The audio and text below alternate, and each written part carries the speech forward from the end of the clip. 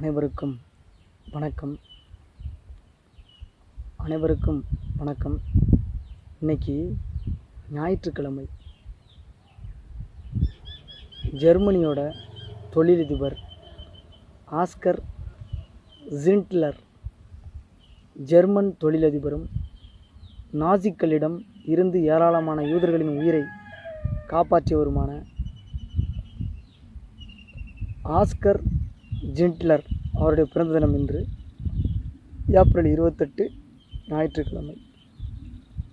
அப்போது அதாவது ஜெர்மனியில் இருந்த ஸ்பிட்டாவ் தற்போது செக் குடியரசில் இருக்குது.